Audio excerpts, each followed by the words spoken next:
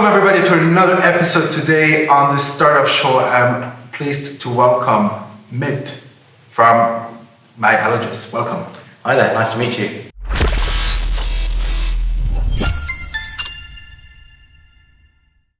Welcome everybody to another episode of the Startup Show. As usual, I would like to give our entrepreneur today a few minutes to introduce themselves. So Mitt, give us a few words about yourself first. Sure. Hi, my name is Mitt. I was originally born in Germany, in Frankfurt, but then moved to London.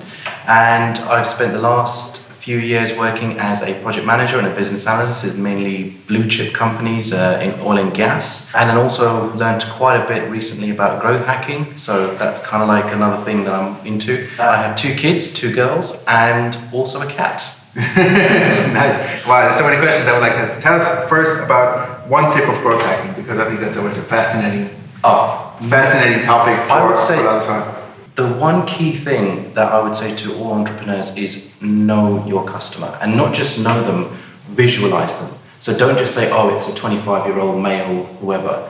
Try and get an idea of what they look like, what clothes they wear, what shoes they wear, where they go out, what food do they eat, what do they like to watch on TV and things like that. Because if you can get yourself in the mind of your customer, it'll make it a lot easier for you to try and make sure that the product market fit is actually viable. But how do you get, I mean, what I understand of growth hacking is getting new customers. Yeah. So how does that help you get new customers? Because first of all, you want to know where your customers are. Do they go on Snapchat? Do they go on Instagram or Facebook or Twitter people?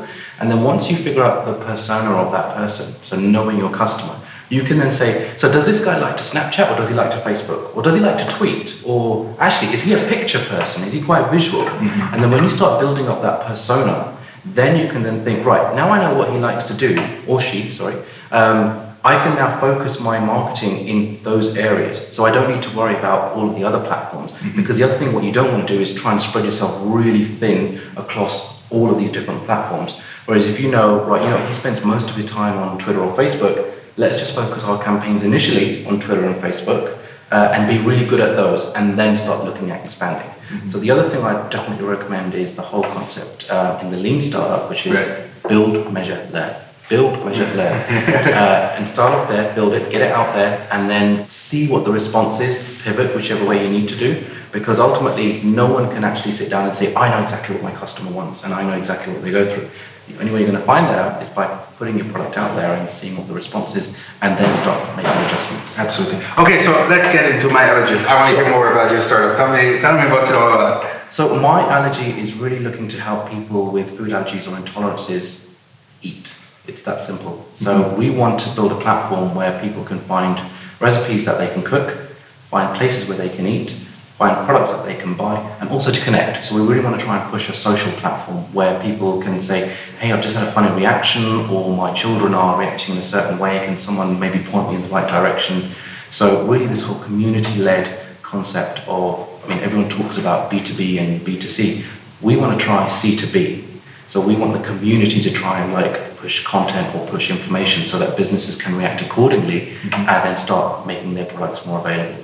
So let's say an illusionary person now has an allergy for peanuts. Yes. How can he use MyAllergy? So the dream is you will be able to create a profile, say what it is you're allergic to, put in some demographics, your location. Once we know these details, what we'll be able to do is provide content that's relevant to you. It's the my in MyAllergy. Mm-hmm. So we'll tell you restaurants that are peanut-free, recipes that are peanut-free, and then also where you might be able to buy peanut-free condiments or foods or things like that, and where the best places are. And because the community is underlying and providing a recommendation engine, you'll get a good idea of these products actually look really good and these ones not so much, because it's an unbiased community view, or other people that are in a similar situation to yourself that have allergies. And then you can then say, all right, I'm going to give that a try. Or you have those moments of, no, I can eat that, or that restaurant does food for me, awesome. But are there restaurants that are allergy, like specifically for people with certain allergies, or like you can just get a certain menu in a certain restaurant? So a bit of both. A lot of the restaurants now are trying to cater more for gluten-free and other variants intolerances. Yeah, but gluten-free is not it's a diet, it's not an allergy. Oh, no. Are there some people with allergies? So, yeah, my daughter, she's allergic to gluten. Okay. And she has anaphylactic shock as a result of eating a certain amount of gluten as well. Okay. And that's also quite prevalent in a lot of other people. But we've kind of like segmented into three areas. There's the people who care for children, for example, that have allergies and intolerances, the people themselves who have them, and then also people who choose to remove them out of their diet for health reasons. Yeah. But what restaurants are doing now is they are providing free from menus. But even for the restaurants, they find it very hard to source ingredients, to find suppliers where they can actually utilize those ingredients to make food that more people can eat. Mm-hmm. And that's what we really want to try and change and say, look, there's a whole market out there of people that want to go out to eat but can't. And we really want to try and disrupt the whole kind of like food sourcing market and really revolutionize the way people, not just people sufferers, but also the people who choose to have healthier lifestyles get their food. Right.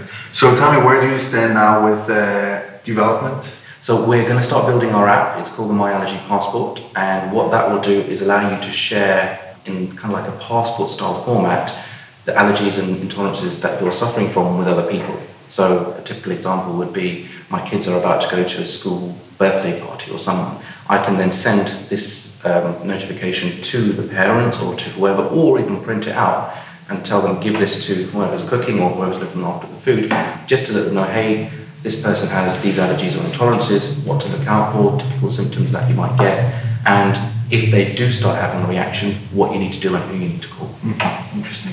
When you compare, let's say, two startup ecosystems to Zurich, I would say, let's say, I don't know, where have you been, England or? London, yeah. London. So if you compare, let's say, London to Zurich, what would you say are some similarities or differences that you can see in the ecosystem of the startup scene?